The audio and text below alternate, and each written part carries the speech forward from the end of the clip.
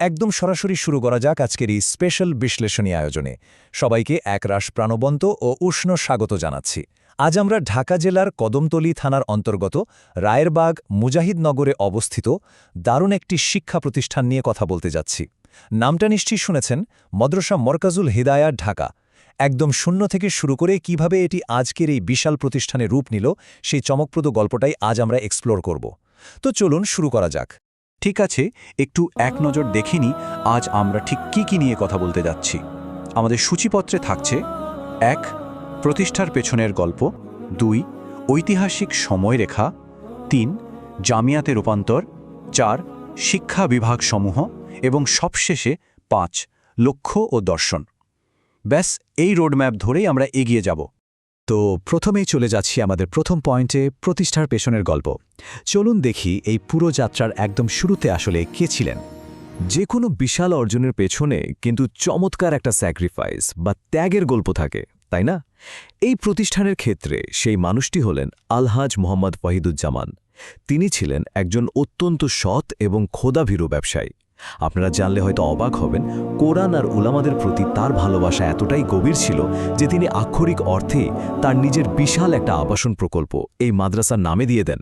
শুধু তাই নয়, একমাত্র মহান আল্লাহর সন্তুষ্টির জন্য একদম নিজ উদ্যোগে সেখানে দৃষ্টিনন্দন একটা 10তলা ভবনও নির্মাণ করে দেন। চিন্তা করা যায়, এত বড় একটা ব্যক্তিগত স্যাক্রিফাইস, আর এটাই কিন্তু এই মাদ্রাসার একদম শক্ত একটা ভিত্তি গড়ে তুলেছিল। দারুণ একটা শুরুর পর চলুন এবার একটু সামনের দিকে এগোই। আমাদের দ্বিতীয় পয়েন্ট, ঐতিহাসিক সময়রেখা। দেখা যাক কিভাবে ধাপে ধাপে এটা আজকের পর্যায়ে এলো। টাইম লাইনটার দিকে একটু খেয়াল করুন। ২০০৬ সালে ১০ ডিসেম্বর মানে ১৪২৭ হিজরিতে একটা অসাধারণ ঘটনা ঘটে।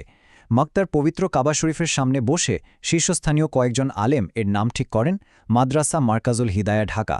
এরপর ২০০৭ সালে বাংলাদেশের শীর্ষ দেওবন্দি আলেমদের পরামর্শে এর ভিত্তিপ্রস্তর স্থাপন করা হয়। আর সবশেষে ২০১০ সালে এসে উপমহাদেশের প্রখ্যাত আলেম এবং হাটহাজারী মাদ্রাসা তৎকালীন মহাপরিচালক আল্লামা শাহ আহমদ শফির হাত ধরে প্রতিষ্ঠানটির আনুষ্ঠানিক উদ্বোধন হয়। পুরো জার্নিটা আসলেই বেশ চমৎকার। আচ্ছা, এবার আমরা তৃতীয় অংশে প্রবেশ করছি, জামিয়াতে রূপান্তর। মানে একটা মাদ্রাসা থেকে কিভাবে এটা একটা পূর্ণাঙ্গ ইউনিভার্সিটি লেভেলে চলে গেল, সেটা নিয়েই এবার কথা হবে।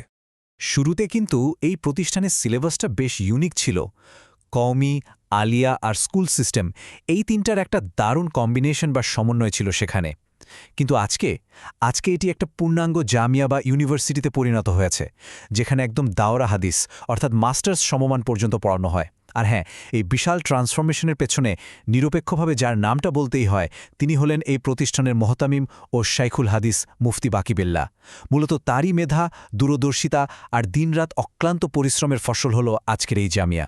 আর এই বিশাল কর্মযজ্ঞ সামলাচ্ছে কে? বর্তমানে এখানে ৫০ জনেরও বেশি অত্যন্ত দক্ষ শিক্ষক এবং স্টাফ রয়েছেন। এই বিশাল একটা টিমই কিন্তু পুরো প্রতিষ্ঠানের শিক্ষা কার্যক্রমকে প্রতিদিন একদম স্মুথলি পরিচালনা করছেন। শুধু তাই নয়, স্টুডেন্টের সংখ্যা শুনলেও কিন্তু অবাক হতে হয়। বর্তমানে এখানে ৭০০রও বেশি শিক্ষার্থী পড়াশোনা করছে। এই সংখ্যাটাই আসলে বলে দেয় প্রতিষ্ঠানটি আজকে কতটা বড় একটা স্কেলে কাজ করছে আর সমাজে তাদের ইম্প্যাক্ট বা প্রভাবটা ঠিক কতটা। এত শিক্ষার্থী, তাদের তো ঠিকমতো ম্যানেজ করতে হবে, তাই না? তো আমাদের ৪ নম্বর পয়েন্টে আমরা এটাই দেখব, এদের শিক্ষা বিভাগসমূহ আসলে কিভাবে সাজানো। পুরো ক্যাম্পাসটাকে মূলত খুব সুন্দর ৩টা বিভাগে ভাগ করা হয়েছে। প্রথমত কিতাব বিভাগ, যেটা একদম প্রাইমারি লেভেল তাইসির থেকে শুরু করে গ্র্যাজুয়েশন বা দাওরা হাদিস পর্যন্ত বিস্তৃত। দ্বিতীয়ত হিফজ বিভাগ, এখানে নুরানি, নাজেরা এবং একদম ইন্টারন্যাশনাল স্ট্যান্ডার্ডের হিফজুল কুরআন শেখানো হয়। আর সবশেষে থাকছে জেনারেল বিভাগ, যেখানে নার্সারি বা শিশু শ্রেণী থেকে শুরু করে ৮ম শ্রেণী পর্যন্ত সাধারণ শিক্ষার ব্যবস্থা রয়েছে। মানে দারুণ একটা প্রপার এডুকেশনাল প্যাকেজ যাকে বলে। তো এখানকার সবচেয়ে ক্রুশিয়াল পয়েন্টটা কি? সেটা হলো এদের একাডেমিক ফ্রেমওয়ার্ক। এই পুরো শিক্ষা ব্যবস্থাটাই কিন্তু দরসে নিজামি বা ঐতিহ্যবাহী দেওবন্দি সিলেবাসের উপর ভিত্তি করে তৈরি। এর মানে হলো শিক্ষার্থীরা যেন তাদের পূর্বসূরি বা আসলাফদের পথটা একদম ঠিকঠাক মতো ফলো করতে পারে, সেটা নিশ্চিত করা। আর হ্যাঁ, এর পাশাপাশি ক্যাম্পাসে অত্যন্ত শান্তিপূর্ণ একটা পরিবেশ বজায় রাখতে কড়া মনিটরিং বা নজরদারির ব্যবস্থাও কিন্তু রয়েছে। কথা বলতে বলতে আমরা কিন্তু আমাদের আয়োজনের একেবারে শেষ পর্যায়ে চলে এসেছি। ৫ নম্বর পয়েন্ট, লক্ষ্য ও দর্শন। এই যে এত বড় একটা সেটআপ, এর আসল উদ্দেশ্যটা কি? একটা প্রশ্ন কিন্তু মনে আসতেই পারে, এই প্রতিষ্ঠানের আল্টিমেট সোশ্যাল গোল বা চূড়ান্ত সামাজিক লক্ষ্যটা আসলে কি? কেনই বা এতগুলো শিক্ষা ব্যবস্থাকে এক ছাদের নিচে আনা হলো? চলুন উত্তরটা খোঁজার চেষ্টা করি। তাদের উদ্দেশ্যগুলো আসলে খুবই পরিষ্কার। তারা শুধু নির্দিষ্ট কোনো গোষ্ঠীর মধ্যে আটকে থাকতে চায় না, বরং কোরআন আর হাদিসের শিক্ষাকে সবার মাঝে ছড়িয়ে দিতে চায়। সমাজে প্রচলিত বিভিন্ন ধার্মিক বিষয়ের সঠিক ব্যাখ্যা দেওয়া আর বিশেষ করে সাধারণ মানুষের মন থেকে শির্ক ও বিদাতের মতো কুসংস্কারগুলো দূর করাটাই তাদের অন্যতম প্রধান কাজ।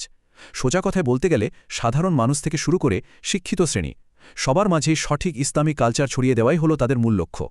আর এই বিশাল ভিশনটাকে বাস্তবে রূপ দিতে একদল নবীন আলেম কিন্তু দিন-রাত এক করে কাজ করে যাচ্ছেন। তবে আজকের পর্ব শেষ করার আগে আপনাদের জন্য একটা চিন্তার খোরাক দিয়ে যাই।